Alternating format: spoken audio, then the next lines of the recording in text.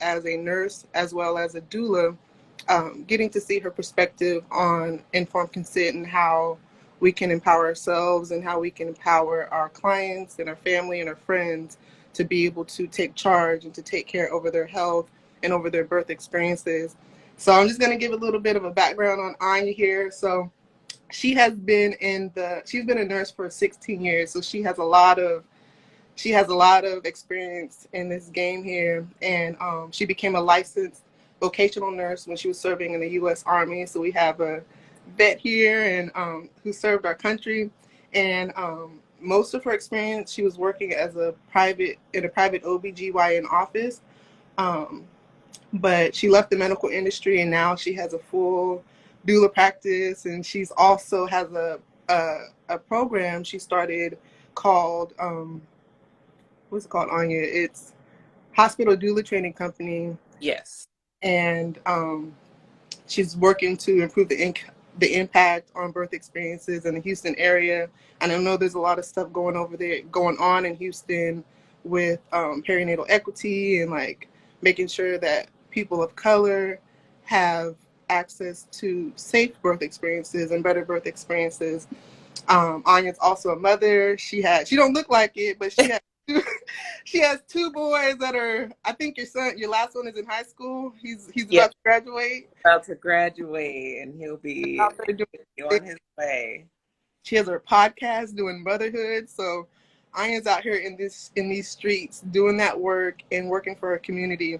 And so just, before we get started, Anya, who's a friends in the family? Tania is one of your relatives. Yeah, that's one of my cousins. So Anya, before we get started, let's just do a quick check-in. I know a lot of stuff is going on. So how are you doing? How are you doing towards the tail end of this pandemic situation? We're still here, so thankful. Still here, but it's been the up and down roller coaster, and so I'm just grateful that I've been able to stay healthy this entire time, and my sons, both of them have also been healthy this entire time, and still just doing what we need to do to keep it that way. Yeah. Yeah. How are things over in Houston? What's the environment like? I mean, it's been open. Our governor, he opened everything up in 2020. So it's been open. I think, and to be quite honest with you, I haven't even checked in. I had to pull myself away from the constant barrage of news. So I couldn't even tell you if I think it has quieted down in Houston some in terms of cases and hospitalizations, but I still hear from people who got it recently, So for me, it's just important that I'm doing my part and that my family is doing their part to keep us safe and the people around us. Okay. And just can you tell us a little bit about the great work that you're doing with your program? Tell us a little bit about what you do and the training you're providing. So first, I've been working as a doula here in Houston, doing primarily birth doula work. I also have my podcast called the Doing Motherhood Podcast, where we talk all things Black mothers today. So of course, a lot of this kind of bleeds into that, but we're also just talking about how Black moms can take care of themselves, make life a little bit easier, a little bit sweeter, even if it's just comedic relief. Just something to make our day a little bit smoother and easier. And what we need to know, to take care of ourselves and our kids. And then Hospital Doula Training Co. is my newest endeavor. And the first cohort is underway right now. So it's really exciting.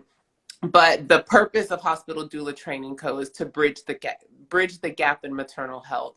So I'm training doulas specifically on what the healthcare system is like, what they can expect when they go into these hospitals, the type of communication it takes, right, to take care of our clients and help our clients communicate with their physicians while helping our clients also maintain their autonomy and their and being able to exercise their patient rights, which is why I'm so glad you asked me to have this conversation. Right on time. So Yeah. let's, I think when it comes to informed consent, we hear that word a lot, but I don't think people really fully understand what informed consent means. And I just, even with, I don't know if we're allowed, I don't know the rules, I don't know if we're allowed to say the C word here on these lives, and with the mandates and with the jabs and everything. And so we're seeing, even though we expect to be able to have informed consent, now we're seeing, especially in this national emergency, rights are now being questioned. How much autonomy do I have over my body? Do I get to say yes? Do I get to say no? And what are the circumstances that surround my decision? So Mhm. can you tell us uh, give us a definition of what informed consent means? What does it mean to have informed consent? Yeah, I think the first place to start actually is in the patient rights, because informed consent falls within our patient rights. And a lot of times uh, many people don't realize they have rights when it comes to their medical care, right?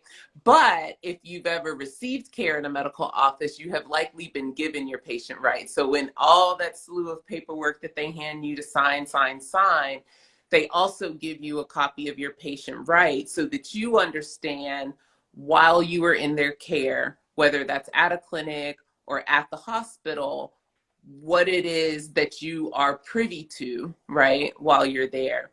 And so there's 7 patient rights, but informed consent falls under the first one, which is the right to know. And the right to know means that every patient has the right to know all information that pertains to their care while they are there, right? Or whatever it is they're seeking care for. And so, what that should mean to us as, patients in the care of medical professionals, what it should mean to us also as healthcare consumers, because that's what we are, right? We are paying for services and we're receiving services based on, or not, it shouldn't be based on the payment that we have, but we're receiving services for pay, whether it's you paying it directly or your insurance company is paying it or Medicare, Medicaid, whatever. Um, you have the right to be an active decision maker in your care plan. And the only way someone can be an active decision maker in their care plan is if they have an understanding of all of the information, right? So in that, like, so what does that mean? Like, what does that look like as a patient? Because we can say, oh, you have the right to know, and your doctor can say, um, you have low iron. And you're like, well, what does that mean? Right? So that's not enough knowing. Knowing means that you have a full understanding of what your diagnosis is, but then in addition to what that diagnosis is, what now is the plan of care for that diagnosis, right? And there's a whole process that leads to that. So this is not you going in and, let's just say, your doctor tells you, oh, you have fibroids, so we're going to schedule you for surgery for your fibroids, and you just say, okay, and then show up on surgery day. That's not informed consent, right? It's a much bigger process than that. So that process looks like, you go to the doctor, and I'm going to stick with fibroids because it's just easier for me to follow, right? But you go to the doctor, you have a complaint, something's going on, right? Your doctor does an examination and might determine maybe you do have fibroids, right? They feel something on the exam. And so they say, we need to do further testing to determine if this is truly what it is. So they send you for imaging, right? For other things, it might not be an imaging test. It might be that you have to have blood work done, something of that sort, right? So you go to have your imaging, you have your blood work done. That information comes back to your doctor. Now your doctor is responsible for giving you the results of whatever those tests are. And with the results of that test comes a plan of action, right? So usually that happens in a phone call, or they might call you back into the office, and now they're going to sit down and say, okay, this is the imaging that shows you have fibroids here, here, here, right? So that it's a clear picture to you that there is something there and that it needs to be handled. And then they lay your options out for you, right? And so it might be, well, if these aren't really bothering you, you don't have to do anything until there's something. Or it might be, oh, these are really bothering you, so maybe we need to consider surgery, or maybe some other type of procedure that can remove the fibroids. And then the biggest one is, do you have to have a hysterectomy to remove your complete uterus, right? So now all these options are laid on the table in front of you. Now the patient has the right to take this information in and think about it and make decisions based on the information that they've been given, right? So that's that person becoming an active participant, not the doctor choosing what they believe is right for you and then just going along with their own plan. So whether that means you're able to make that decision there in that moment, or do you need to go home and discuss it with loved ones, that's what the patient has to do. And then if there is a decision to move forward with treatment, now comes informed consent. So you see how much we had to get through before we even get to the actual informed consent process. So then you get to this consultation. So let's say this patient decided surgery is what's best for them, right? So now you're back in for a consultation for surgery. So now this patient comes in, they go into their doctor's office, not the exam room, not undressed. You are in your doctor's office, they're behind the desk, you're on the other side of the desk, and the doctor lays everything out clear and plain as day. This is your diagnosis. This is the plan of care that you've decided. This is why it needs to be done, so on and so forth. At that point, the doctor leaves out of that office. Her patient is still there, their patient is still sitting there. And then a nurse like myself comes in with this pamphlet of paperwork that is the informed consent paperwork. So this is documentation that becomes legal documentation that goes into every patient's chart.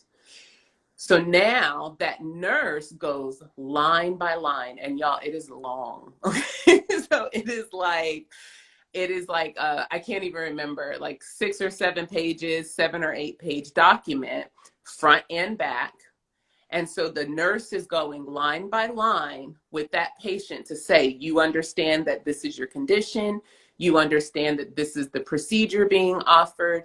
You understand that these are the risks. These are the benefits. These are the alternatives. You still have a chance to make another decision if that's what you choose to do. And then all of those risks, we have to go down one by one. That's why there's so many pages. So I got to talk about, you might get nicked in your bowels. You might get nicked in your bladder. You might get an infection. You might get blood, and it's just this long list of every risk. And so once we've done that and the patient is initialing each risk as they understand it, if there is a point in that process that the patient does not understand something, everything stops. The doctor is brought back in so they can give a full and thorough explanation. And this is what's key about these explanations, that it is given to the patient's understanding, not till they feel like you should understand it, until you actually understand it, right? Doc steps back out. We continue with this process. When we get to the end, the nurse, if the patient agrees to sign, then the patient signs the document. When the patient signs the document, the nurse calls the doctor back in. The doctor then signs the document, and then the nurse signs the document as a witness to say both parties are in full understanding of what's about to happen, and everyone has agreed on this plan. That's informed consent. No, A lot of like comments, people saying like, "Oh, it's not done. Many providers aren't doing this." Yeah, Vanessa, that's like, to be honest, I I haven't seen that in many instances, and I've been in the hospital a lot personally because of my, my mother and my grandmother, and I had to, fight for their care and fight for informed consent. And I don't really think I've ever seen a provider come in and give every single piece of information, all of the data, what are the risks, what are the benefits, and then wait until the patient is comfortable to move that decision. It always seems like it's a bully tactic where it's like, well, we've decided that this is what needs to be done, and if you ask questions and they get frustrated and they get upset about it. And so one of the other things, informed consent, we know that you have the right to say yes, but then also people have a right to have informed refusal. Yeah. When it comes time to when you want to refuse that procedure or that what is being recommended to you, how how do people go about that? Like, how can somebody ensure that they are getting all of the information, and especially if they don't have a medical background and don't know exactly what to ask, what steps can a layperson and just the regular old folks do to protect those rights? Yeah, and so the thing is that informed refusal is a part of is a part of that process, right? Because like I said earlier, if this person is getting all of the information pertaining to their care, that means that they're also, what is shoot, now the acronym just left my head. But what is it that we always tell patients that you Brain, can, the risk, yeah, your brain, use your brain. benefits, the risk, um, And A, alternatives. And alternatives is to include, what if we do nothing? That doing nothing means that that patient is deciding for themselves not to move forward with care. So that is where your refusal of care, y'all so cool, thank you. That is where that refusal of care comes into, right?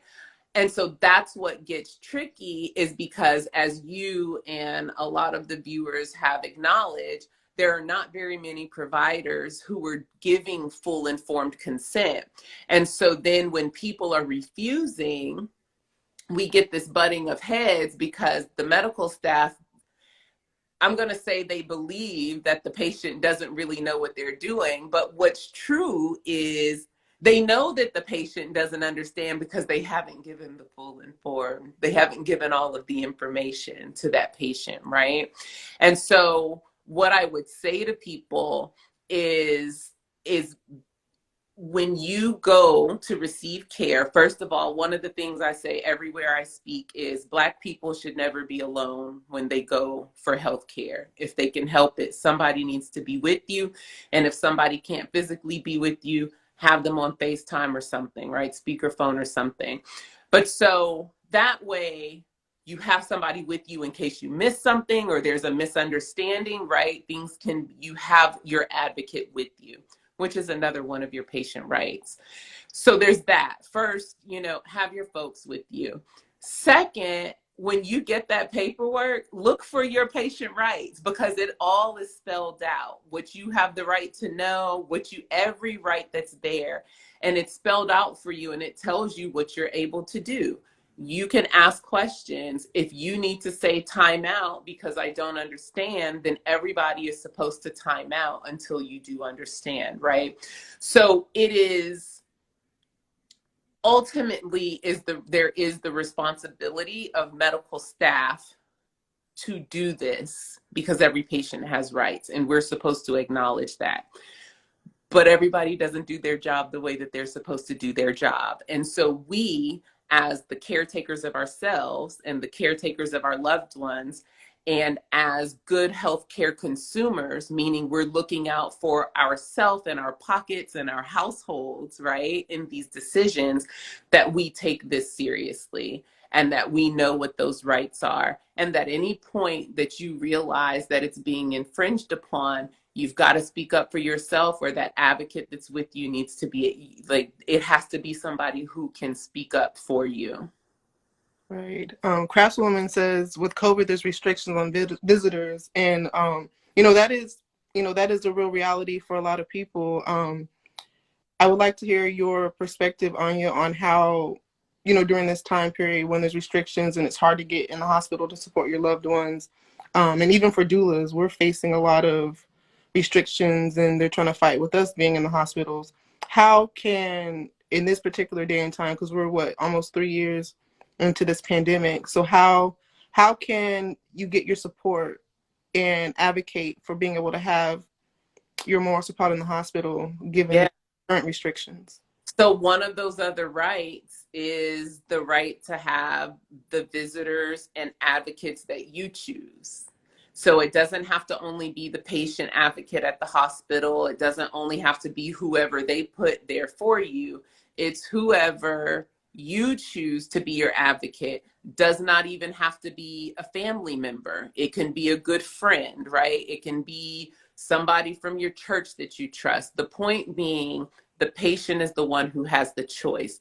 So when we talk about COVID and the restrictions being placed, now, clearly, because of the nature of COVID, right, and the way that it's transferable and its highly contagious nature, there are going to have to be extra restrictions put into place. However, that should never stop any person from advocating for themselves about the care that they need. So at the beginning of COVID, when the hospital shut down, first started shutting down and saying no extra visitors, or only here in Texas, they would allow the spouse and that was it, no extra visitors. I told every single one of my clients, you can still ask because you have the right. You have the right to say who you want to be there by your side. And yes, they're going to have these restrictions and these policies in place because their job is to keep everyone safe, right? But you're still an individual. And you might ask the person who says, and so sure enough, most of my clients were being told no, no, no, no, no. But I had 3 clients while everybody else was told no. Those 3 were, I was able to attend their births in person, even with that restriction in place, because they went hard advocating for themselves, right? And so you just my suggestion is you don't take the first no. Yeah, that's so important. I had a client, a couple that I worked with towards the beginning of the pandemic, and the wife, she would go to her doctor's appointments and they would always say these things that would make her cry. And so she'd be sitting in there, she'd sit there, the doctor would come in, say something, and then she'd be crying and the doctor would just leave out. And so her husband, they were trying to figure out like how can he support, because they were not letting him go to these appointments. And I told them, I said, you know what, you have a right, contact the hospital advocate and say like your wife is, when she's going to these appointments, they are not giving her the treatment that she wants and that she needs, and she's being emotionally, it's impacting her emotionally. And so they went through that process and advocated for themselves, and they allowed him to continue to attend the rest of her appointments. So you don't have to take that first no. And I'm telling you, listen, I am the queen of, I don't have no paper right here, but I am the queen of being like, you handed me this paperwork that tells me I have the right to have the advocate that I want to have. Do you see that right there? That's I should be able to bring who I want to bring, right? And what are they going to say? But we have to, you know what I mean? Like we have to do that work. We have to use our voice. Okay. Yeah, that's so important. Yeah, need a new provider. I think it's a lot of people feel like they're stuck and stuck with That part. That part. So yes, to that. And I want to speak to that new provider, because the thing is, if you get to a provider and let's go back to our fibroid patient who, she sits down now, the doctor that I already talked about took her through the right process, right? But sometimes she'll sit down and the doctor will say, well, you need a hysterectomy. And she might say, well, what are the alternatives? And if that doctor gets huffy puffy, doesn't want to answer, well, you can just go to Google. They love saying stuff like that. You can just go to Google if you don't trust my medical degree. You need to pick your purse up and you need to walk out. There's nothing else there to discuss. That's not a person who respects you. which is another one of your patient rights. You have the right to be respected, which means you have the right to be respected as a person, as a human being. You have the right to be respected for how you show up, how you look, your religious beliefs, and you have the right to be respected for the decisions that you make for yourself. And so all of that comes into play. So yes, Doula Vanessa, get out of there, quick run, do not pass go, do not collect $200. That is a person who does not respect you. And so we don't want our fibroid patient agreeing to be operated on by a person who has already demonstrated that they're not willing to acknowledge your patient rights and enact them, right? And be in partnership with you in your own health care. That's a person who is invested in their own work. Yeah. You mentioned like if they get huffy and puffy when you're asking questions, that's a sign. What are some other things to like? Because I know some providers, they're not always warm and fuzzy, but they still can provide good care even if they're not the most like Yeah. person. But what are some things that people should look out for in a good provider and one that is willing to collaborate with you and allow you to be a part of your healthcare decisions and respect your autonomy? Like what are the things that people should look for in that good provider? Yeah, so the red flags, I would say, anyone who gets huffy and puffy at you asking questions, you have every right to know what's going on.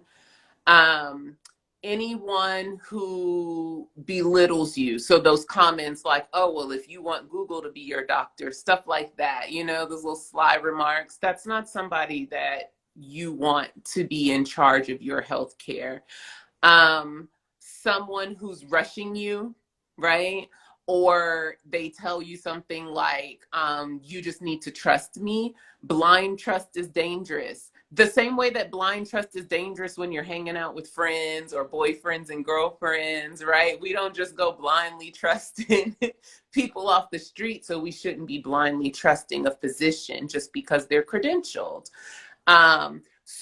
So what looks right and what looks appropriate is that if you're asking questions, that this is a person who sits down, who takes the time to give you that full explanation.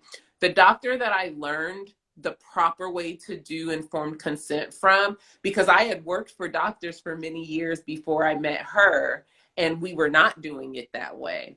And she showed me the proper way to do it, and I was like, oh.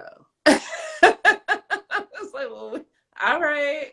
And so, but what she would do, she would sit down, she would explain it, she would draw diagrams so that it made sense to her patients, right? I remember one of the ways, and so because I worked in OBGYN, fibroids is like the number one surgery we talk about. And she would walk people through, well, we could do nothing and you would be fine, except you probably have, whatever comes with it.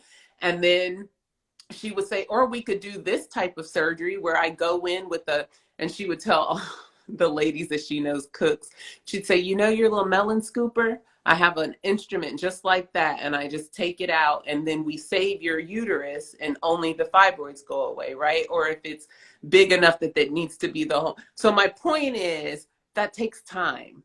That's not somebody rushing you off. That's not somebody telling you, like giving you a 5-minute description.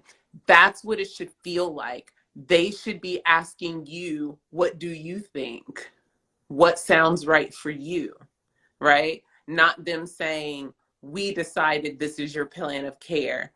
That doesn't leave you in a position to be an active participant, right? So that's what partnership looks like with you and your physician, that they bring you information, they give you their medical opinion because they are experts in that field, right?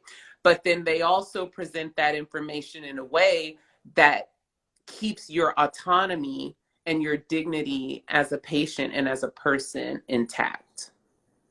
Oh wow. It seems like there needs to be, is there like um a published protocol on how to go through the informed consent process? Do you know? I don't know. Like, Well, I can tell you it's published in, when I took my healthcare administration classes, it's published. Now, whether people are, what they're doing with that information, right, that they have is another question. Now, is it published in a way that, where patients can access it and have easy care? Just hold my beer. I'll get to it. you'll send that to my inbox once you finish putting that list together so that we can help empower people. So, as far as like, so as birth workers and as doulas, how do you see us supporting, like, how do we implement these protocols to support our clients in making sure that they are able to go through that process of informed consent and feel comfortable with what is happening? Because what I'm seeing is a lot of times, and especially with inductions, that's the main place where people, they go along with it because, you're being told we need to do X, Y, and Z because there's cause for concern, but there's never really any further details that are given. So for working with our birth clients and working with doula clients, like what are the important things that we need to go through with our clients for informed consent? So I think the first thing for that doulas can do, and other birth workers who are working with pregnant women and pregnant people and their families, is that whole birth plan, right? That birth plan and birth preferences, because that is where your client is usually first getting all of the information that they need to understand, right? This process. And when I say this process, the process of pregnancy, but also the process of the hospital policies that come into play that they might come up against, right? So it's having the conversation about the birth plan, but then helping so I always say the birth plan is two tools. It's a tool of education from birth worker to the family, to the birthing person and their family. Then that same birth plan becomes a tool of communication from that birthing person to their provider. And now we're finding out, is everyone on the same page, right? So if you have provider, oh, you want to Google's your doctor, you pick your purse up, you walk out, you go find yourself another provider because that's somebody who doesn't respect you. If your provider sits down and says, okay, let's look at this together, let's talk about this, right? And then y'all are coming to agreement, whatever those agreements are, and you feel that you've been respected and you feel that your decisions, right, are being respected and you've been heard. That's the physician, that's the doctor who's a good partner for you, right? And so I think I lost track of the question. Tools for some tips and tools for birth workers to support. So that's the first way. That's the first way that we start to empower or help our clients be empowered within themselves, because now they have information. They also, if they know their patient rights, or you're telling them, do you know your patient rights? And did they give you that pamphlet, right? You do need to really read that. And so that way, that person is walking into those doctor's appointments. It's what I call setting the tone. Because when you come in with information and you can say, well, these are the preferences that I have, and maybe they give you some kickback and you say, well, I know I have the right to be a decision maker. I know I have that right. It changes the game. It changes the power dynamic.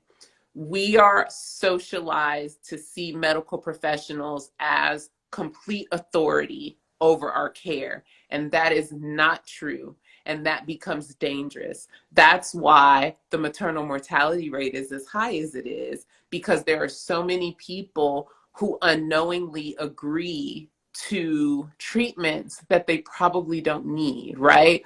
Or they're not being heard and respected, and they're not receiving the treatment that they're supposed to have. So that's how birth workers can help women and help their families understand how to exercise those rights and be informed care is by providing them the information so that they have that. Because let me tell you, they know who to choose. It's the same way that anytime you have an imbalance in power, and that's what this is. The system is the authority, just like with police, just like with education, right? Like all the systems.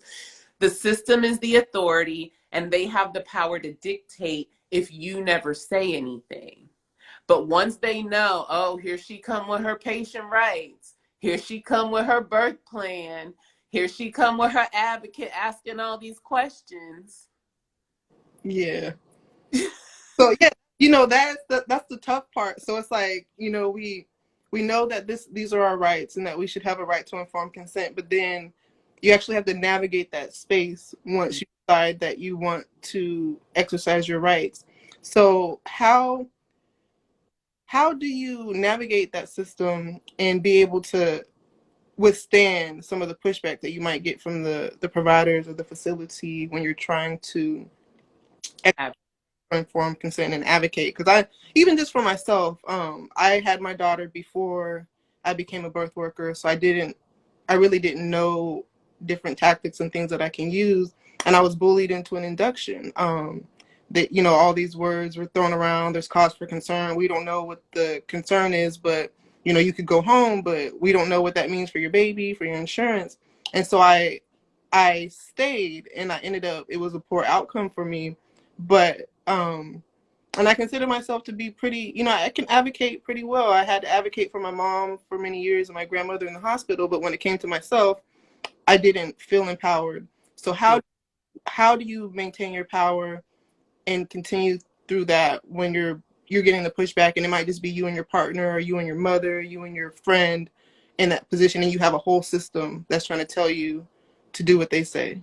Information. So I was telling some clients yesterday, I'm a little bit older. So GI Joe was one of the commercials, or one of the cartoons we used to watch in the mornings before school, and the slogan in GI Joe was knowing is half the battle, right? So information is the first thing. Information that you obtain from your birth worker, your doula, or whoever's helping you. Information that you obtain from resources like evidence-based birth, where you're getting good, solid, researched information, right? And not just pulling things off of, oh, I saw this video on YouTube. We don't know who's on YouTube. We don't know their credentials, right? Unless they share them with us, right? But making sure that you're getting that solid information. And then, as you pointed out, Akila, it is very, very, very hard to be the patient and also be your own advocate, right? It's hard to be in pain and be considering all of the things, which is why I say all the time, I really believe nobody should go to the hospital and clinics alone. Like, you always need to have somebody with you. But I implore Black people to always, like, I just believe we need to go into hospitals and we need to go into clinical situations like in a buddy system. Because for whatever you might not catch, right? For whatever you as the pregnant woman and mother, and you're being bombarded with this information, and it seems so rush, and it's hard to like make a solid decision for yourself when all of this is coming at you. So having a person with you that can help you speak up and can ask for the questions.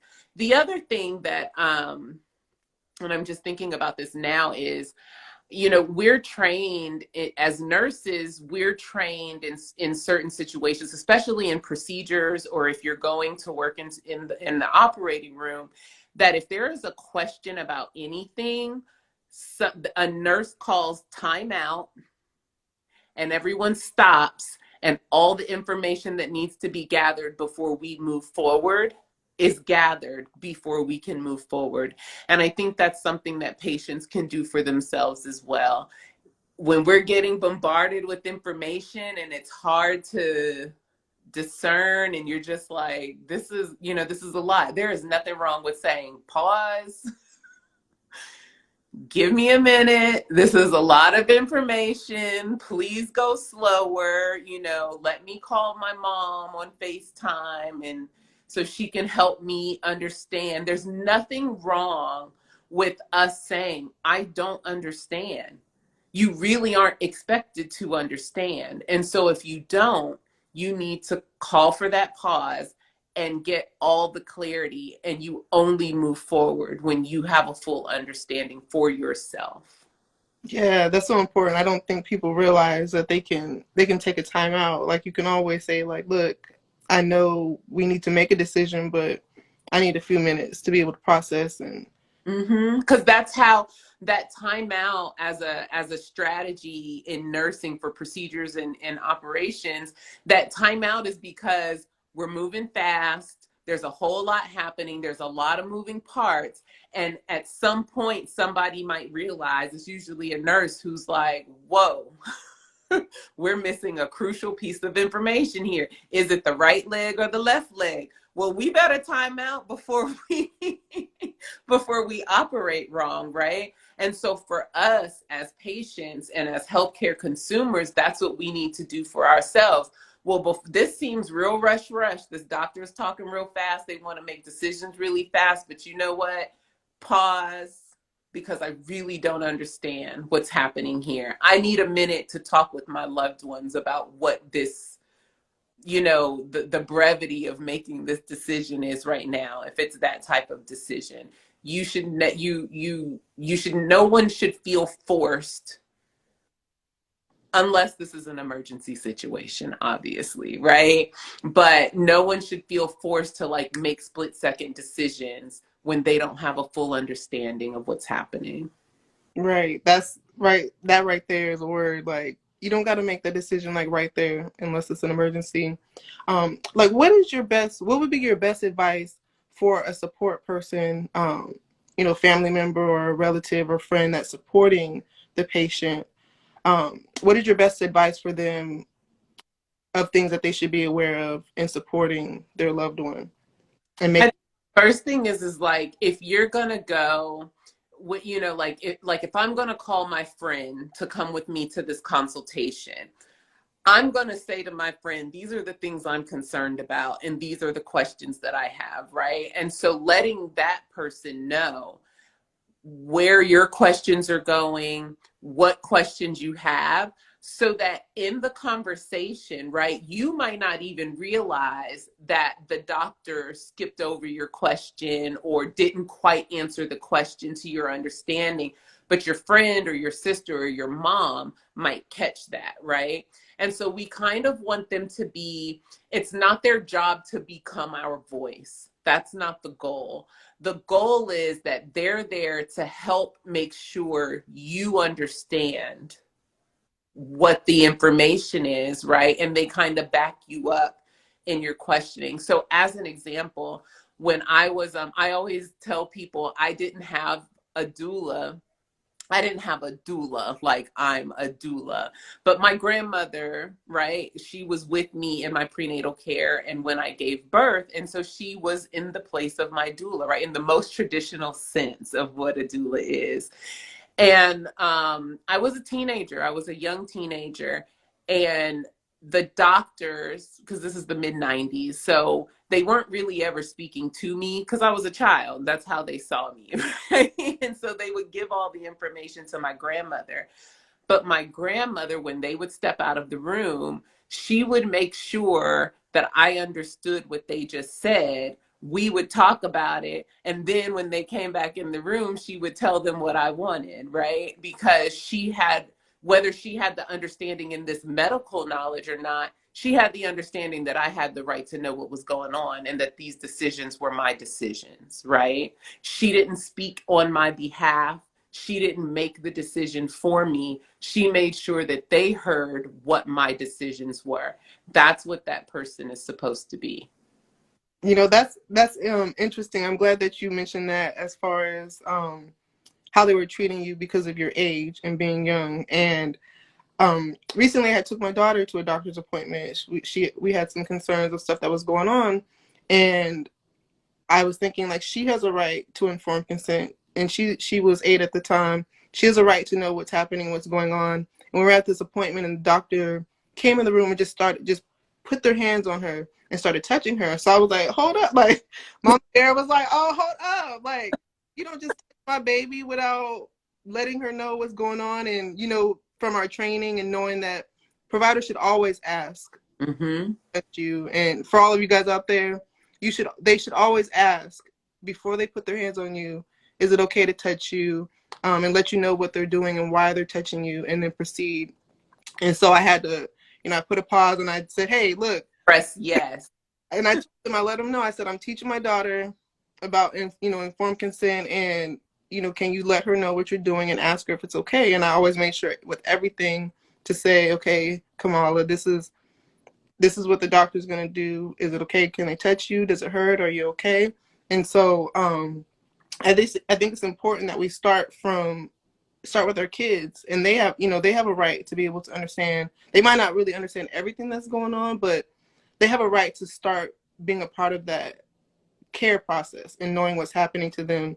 So what for young, especially for like young mothers and for teen mothers, or people who are not over 18, like what advice do you give to them to protect their rights and to be a part of that informed process? What would you tell them?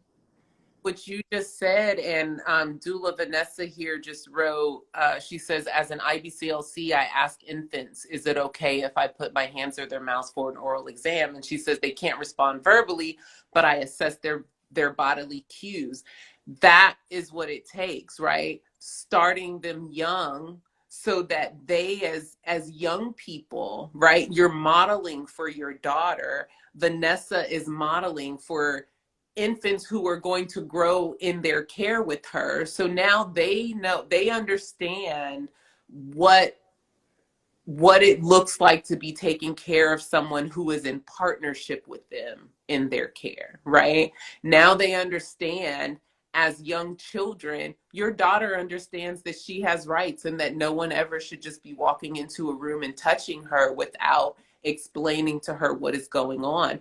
And that gives them so much, it helps them learn to respect themselves. They learn how to take care of themselves. They learn to use their voice because you're modeling for her that she can have a voice in that space, right?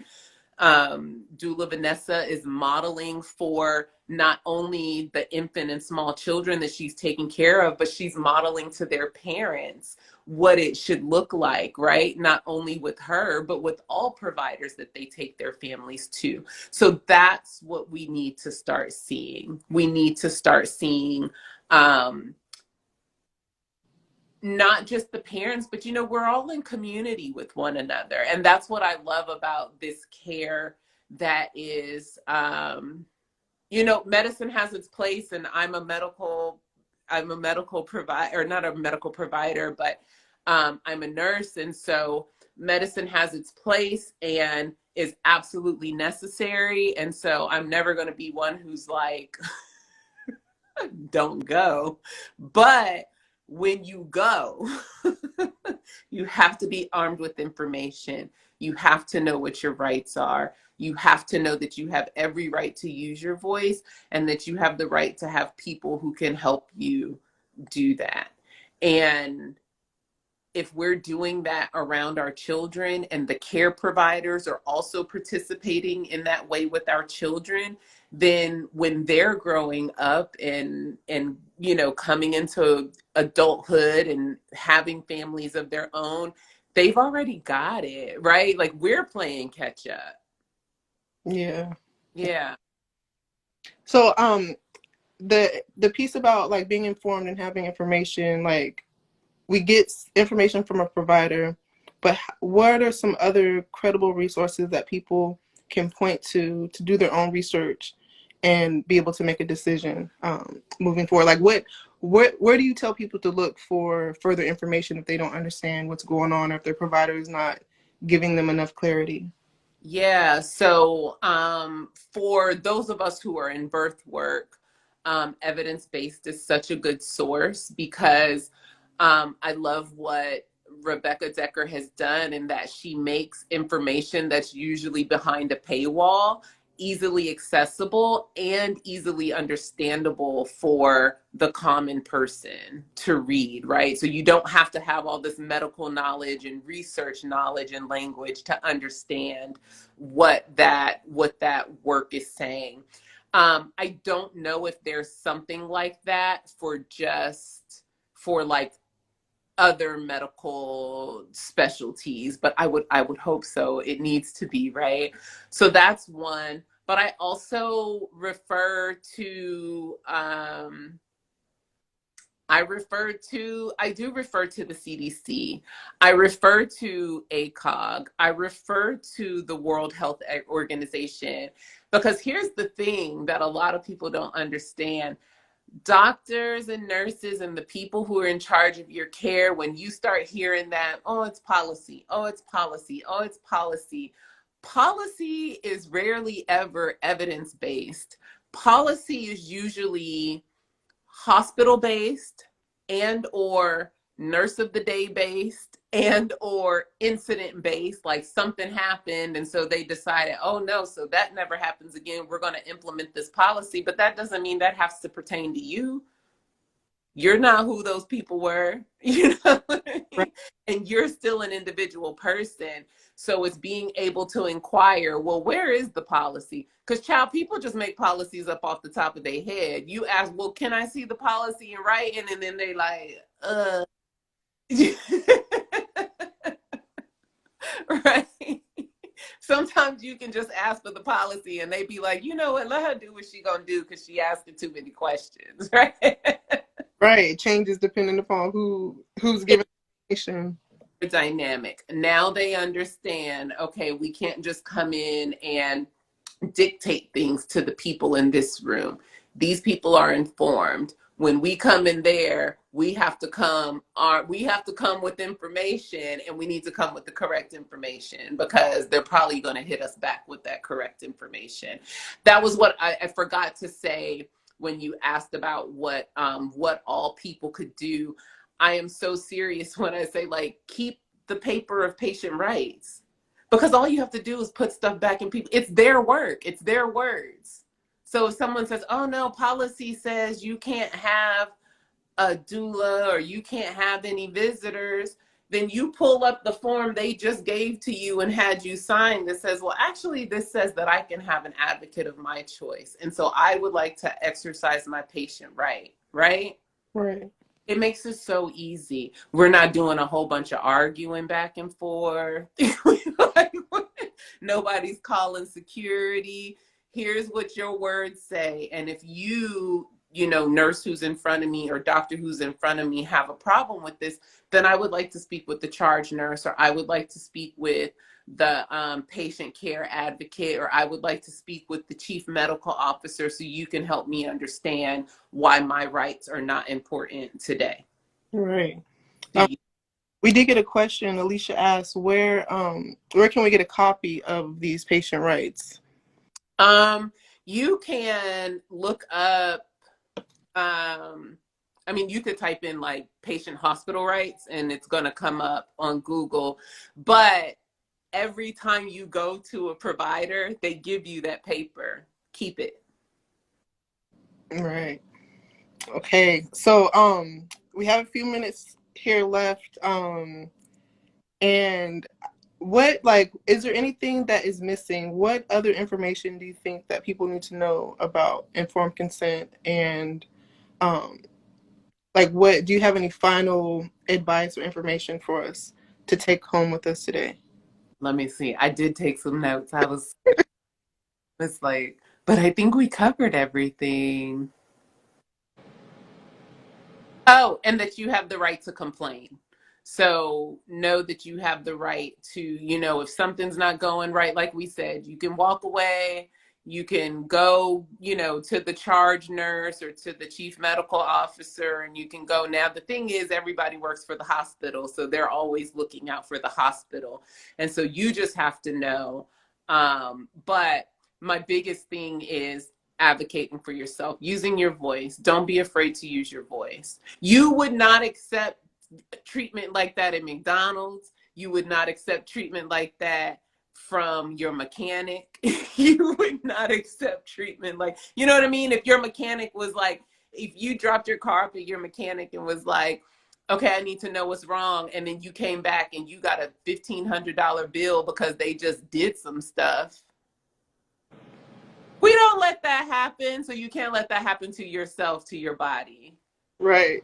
That's funny. I have a funny story. Well, I don't know if it's funny, but my mom, she was in the hospital this towards the end of this year, last year, and my cousin came into town to help, to support me, to help advocate for her. So my cousin, she is like, she doesn't play. So she went into the hospital, and like the first thing she was, oh, like, this is dirty. Y'all need to do this. This is not right. And so she writes letters.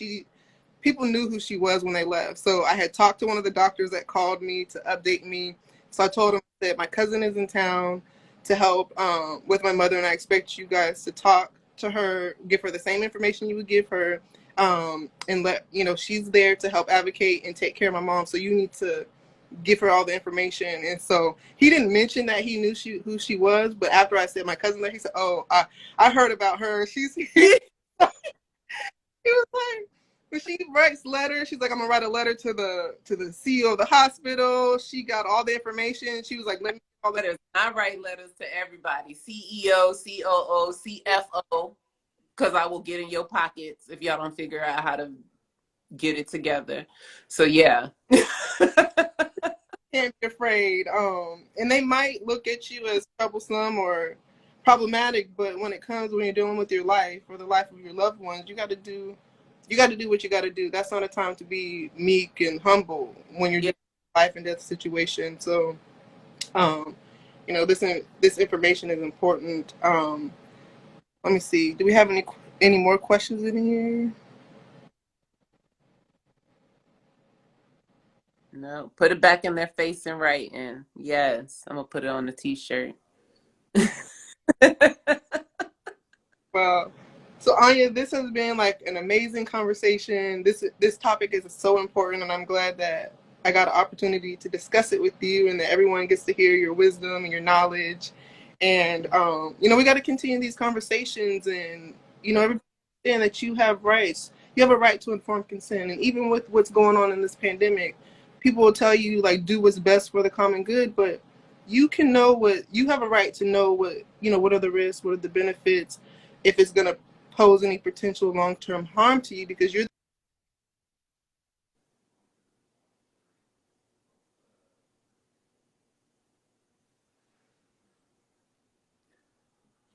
I can't hear you anymore.